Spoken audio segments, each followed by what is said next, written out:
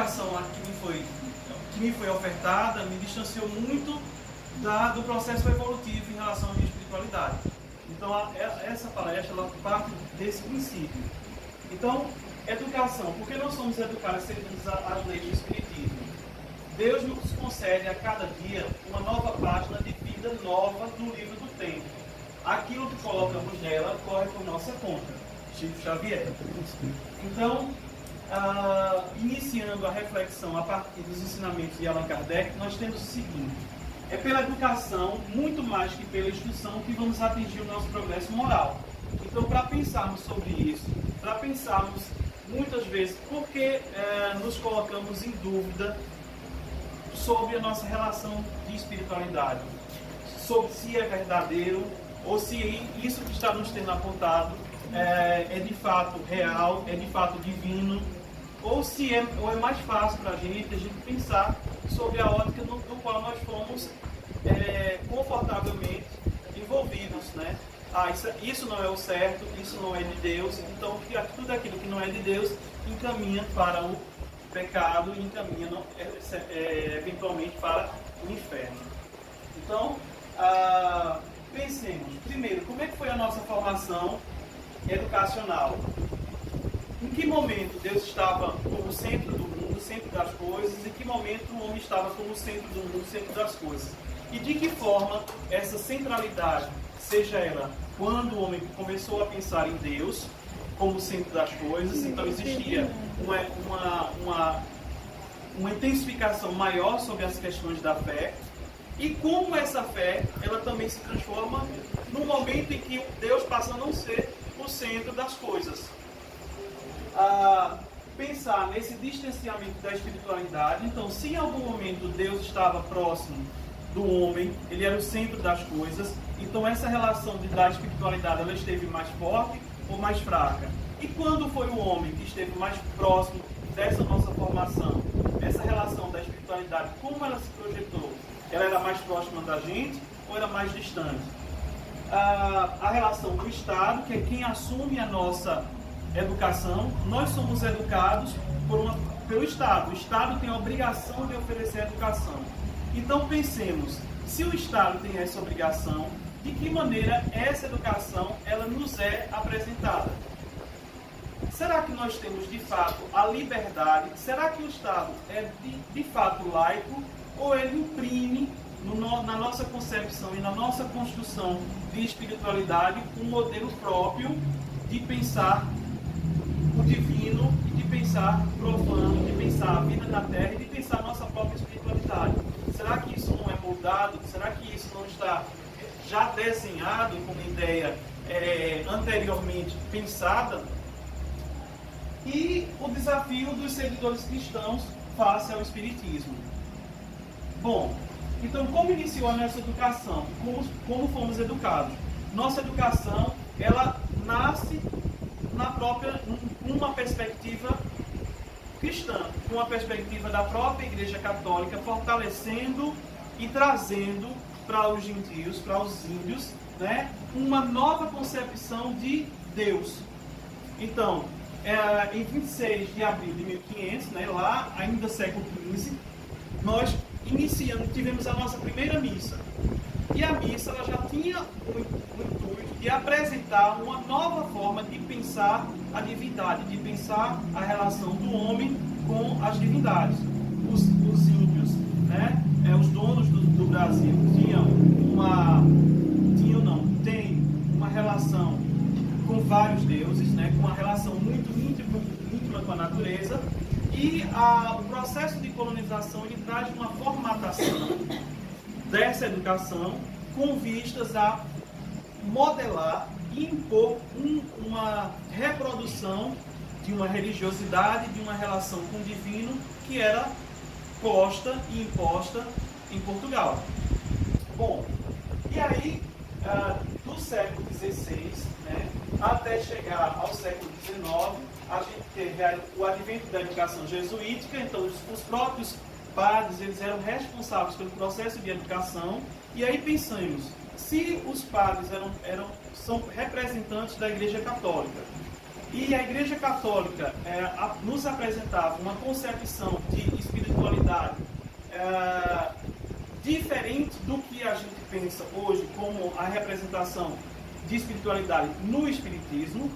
Era essa a imagem que iria passar. Era essa imagem que ia ser transmitida a quem recepcionava essa educação. Ou seja, é uma imagem que eu vou mostrar daqui a pouco para vocês. Então, há uma linha do tempo e vai mostrando como é que essa escola, como essa educação ela é formada. Então, vai surgir o primeiro colégio para brancos, né? Então, aí vocês podem perguntar, colégio para brancos, mas a primeira missa foram para índios. Por que colégio para brancos? Porque índios não tinham direito à educação. O processo de relação, a relação que existia entre os colonizadores, né, entre os padres para os índios, era um processo de catequização. Eles tinham que aceitar o novo formato de religiosidade para serem aceitos no reino do céu, para serem salvos.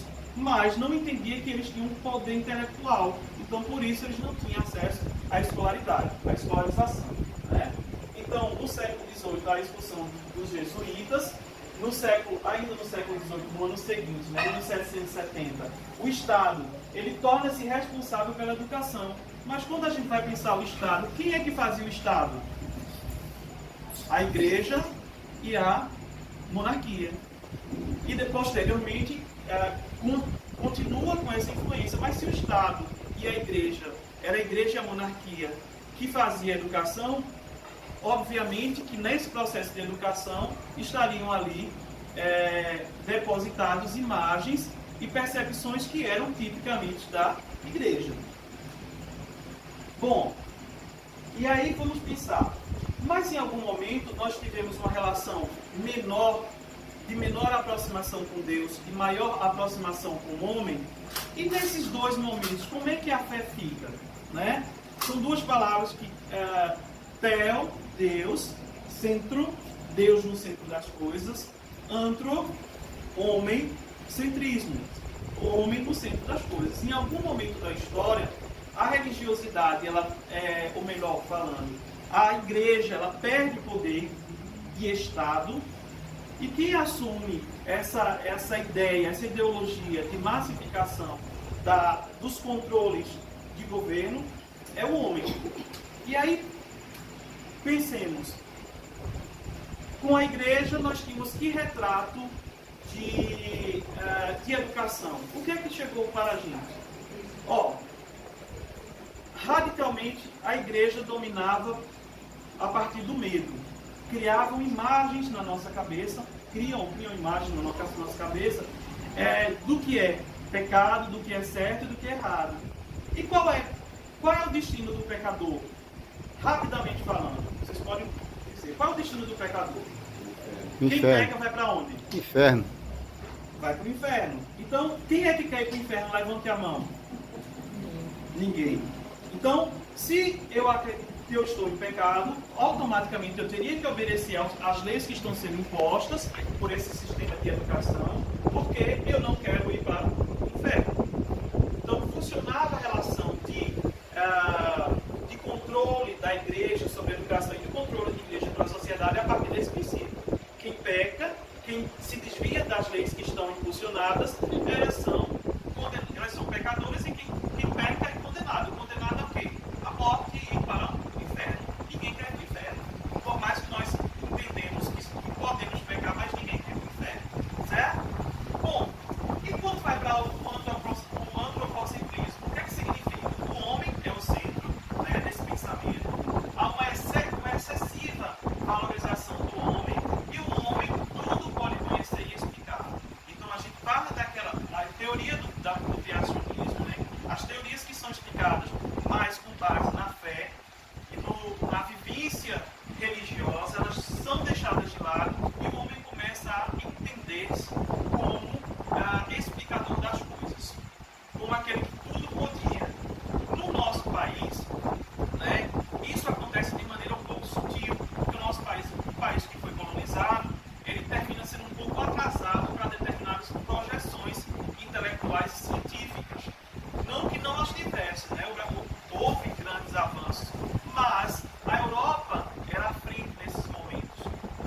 para vocês terem ideia, né, nesse momento em que os intelectuais diziam que tinha um conflito com as pessoas religiosas e apontavam que o homem estava brincando de ser Deus. E aí no século XVII, século XVIII, com essa ideia de que o homem quer ser Deus, a gente chega para a gente, depois a partir da literatura, algo que acho que todo mundo aqui conhece, que é a figura do Frankenstein. Né? Na realidade, o Frankenstein não é um monstro que a gente imagina, ele é o doutor, é o médico. É o médico que quis criar um homem. Então, olha a ideia, relacionando a ideia, como a literatura traz isso para a gente. O homem brincou de ser Deus. Então, será que nós podemos, um homem pode criar um outro homem em laboratório? Então, esse distanciamento ele foi tamanho da percepção da possibilidade de criação de termos surgido a partir de Deus, que o homem brinca com essa relação de criação de um outro homem. Então ele vai justificar cientificamente pela razão como é que isso pode acontecer, sem a interferência nenhuma de Deus. Então há um afastamento quase completo dessa ligação. Então nós temos um ponto, primeiramente, Deus como centro das coisas, mas uma religião que não entendia que existiam oportunidades de evolução para o homem, para a mulher, para as pessoas. Então, a nossa relação de espiritualidade ela era muito voltada apenas para o espaço que eu encontro nesse plano. Então, até enquanto eu estou vivo, entre aspas, aqui nesse plano terrestre, eu tenho condições de me salvar, condições de evoluir, condições de ampliar a minha percepção espiritual. A partir do momento que eu morresse, no nosso caso desencarnasse, eu perderia essa possibilidade. Então, de certo modo, aprisionava as pessoas a pensarem que eu tenho um limite até onde eu posso ir. Então, se eu pego demais, eu tenho já certeza do que vai acontecer comigo. Em contrapartida, quando o homem era pensado como centro do mundo, a existência de Deus ela simplesmente foi apagada. E se a espiritualidade ela está ligada diretamente à existência de um ser maior divino, então essa espiritualidade ela passa a não existir, ela passa a ser desacreditada. Então, tanto em uma etapa quanto na outra, nós tivemos um distanciamento muito, ou melhor, uma omissão na primeira, né? E numa outra, um silenciamento dessa relação que nós construímos aqui a cada dia de melhoramento espiritual. Então, quem ou que nos distanciou formalmente dessa espiritualidade? Aí nós temos aqui, nos estudos de desenvolvimento mediúnico, nós utilizamos muito o vocábulo chamado de ideoplastia. Né? E a ideoplastia, que foi criada por Dugan Cross no século XIX, né, para designar os principais caracteres da sugestibilidade, que é o ato de sugerir algo para alguém. Então, como é que isso acontece? Olha, quando eu digo assim, se você chegar atrasado, você vai se tornar uma má pessoa. Então, estou criando ali uma sugestão, estou implantando uma ideia na cabeça de alguém. Isso do ponto de vista espírita, é uma ideoplastia. Eu estou criando imagem para as pessoas, certo? Essas imagens elas podem ser positivas, podem, mas elas também podem ser imagens negativas. O dicionário traz o seguinte, que ideoplastia é uma modelagem da matéria pelo pensamento. É a materialização do pensamento, criando formas que às vezes se revestem de grande duração, conforme a persistência da onda em que se expressa. Muitos de nós até hoje tem medo de escuro, tem medo do homem do saco, enfim, de várias coisas, porque fomos criados numa repetição de elementos ideoplásticos sucessivos que a gente acreditou que aquilo de fato é uma verdade.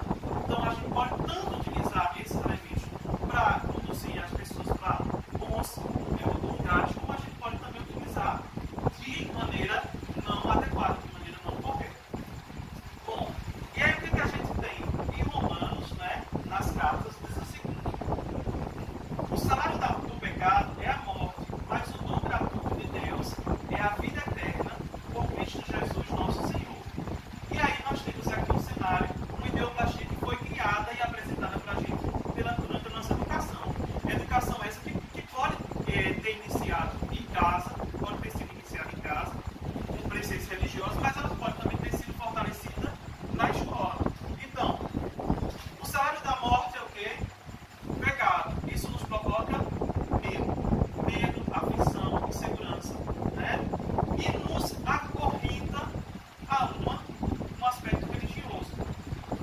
a uma doutrina religiosa. Isso nos vincula a ela. Ora, eu não posso fazer isso porque senão vai acontecer aquilo, certo? O salário da morte, ou melhor, o salário do pecado é a morte. E posteriormente à morte, o que é que acontece? Eu vou dormir e esperar o momento em que eu vou ser julgado. Essa é a concepção macro, né, a grosso modo, que nos é passada. Eu tenho uma doutrina, para seguir a Deus eu não posso pecar. Se eu pecar, eu sou pecador, mas se eu pecar, o pecado, o salário do pecado é a morte, e a morte designa o quê? A morte designa que eu vou dormir e esperar o momento de acordar para poder ser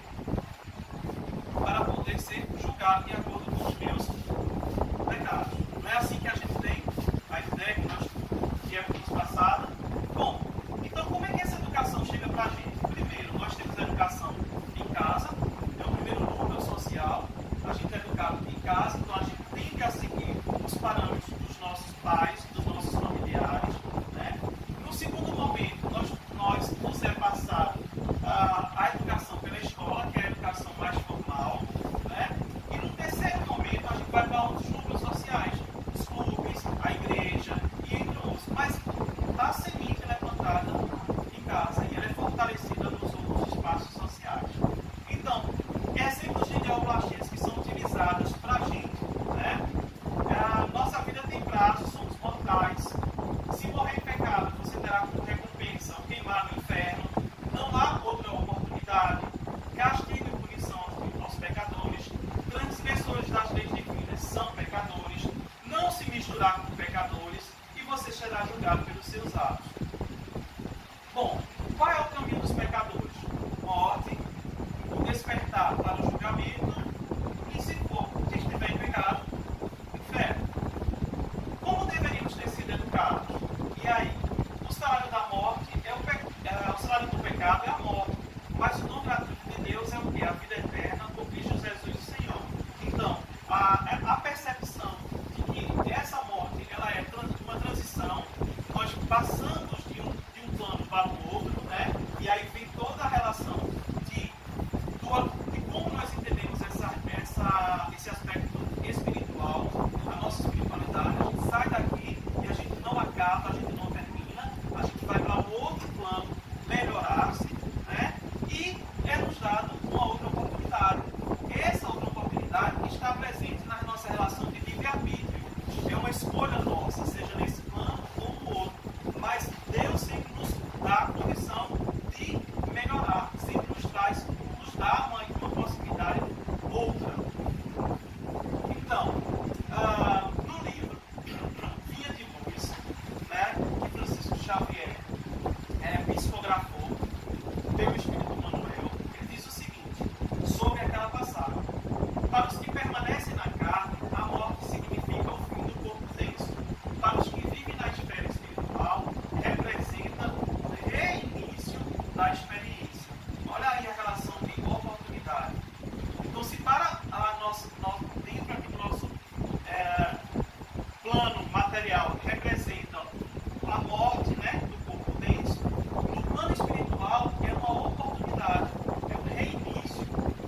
De qualquer modo, porém, um término cheio de dor ou a recapitulação repleta de dificuldades constitui o salário do erros.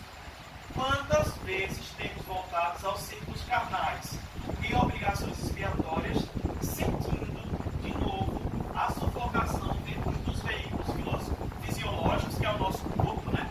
A sufocação dentro desse instrumento fisiológico, para tornar a vida verdadeira. Então, o que ele está dizendo em relação? O que o Espiritismo nos traz? Nos faz refletir sobre essa possibilidade de entendimento da espiritualidade, né? E a morte, ela é um espaço transitório e ela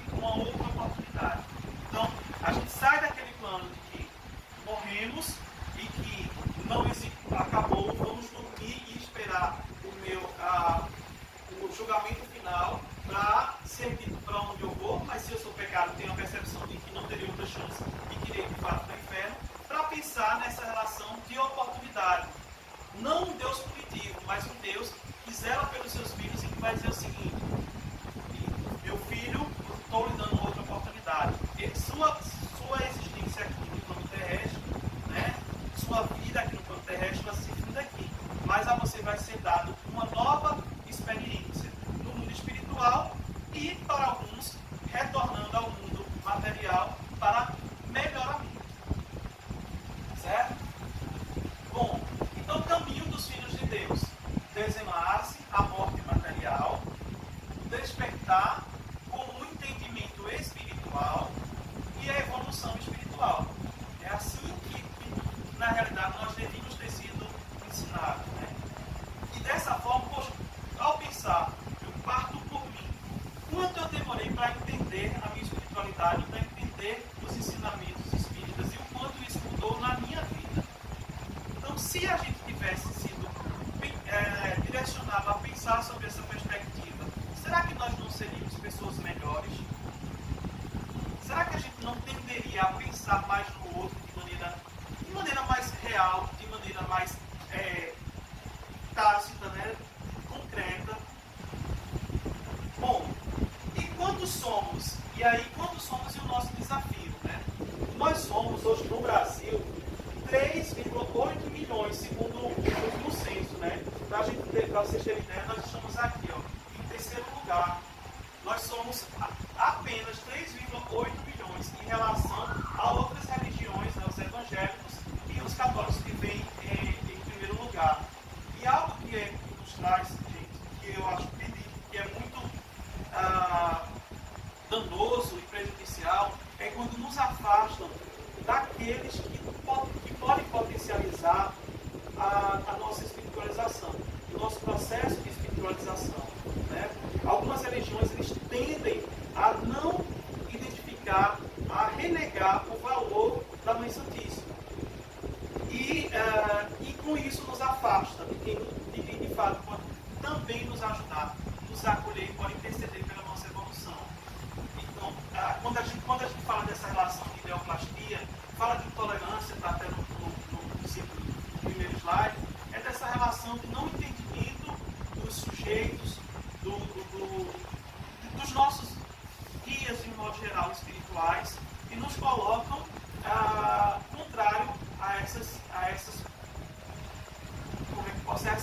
imagens de evolução, essas imagens evolutivas.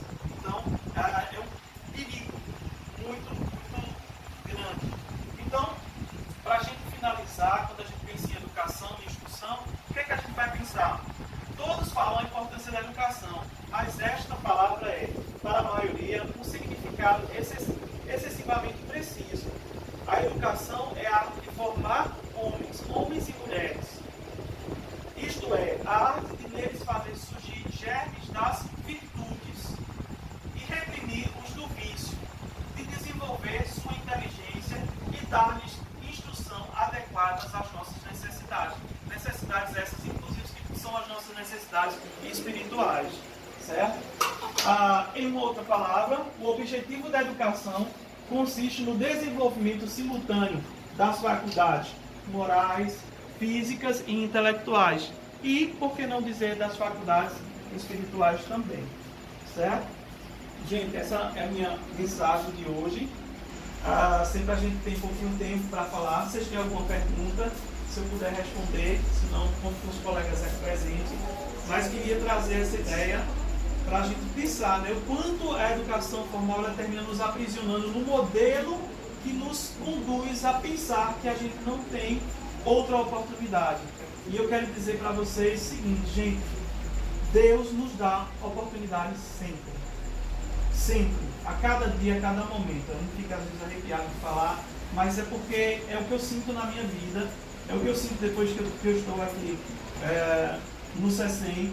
Mas, antes de tudo, o CECEM está presente, obviamente, mas a relação que eu tenho hoje com a minha espiritualidade, com o entendimento da vida, com Deus, com a Mãe Santíssima, ele está para além do espaço físico, né? E isso dá-se porque em algum momento eu estive aí sentado, como vocês estão, e continuo também, mas sensível a ouvir palavras que iriam tocar o meu coração e que iriam tocar a minha espiritualidade. Certo? Então é isso, gente. Obrigado. Vamos fazer a prece, tá?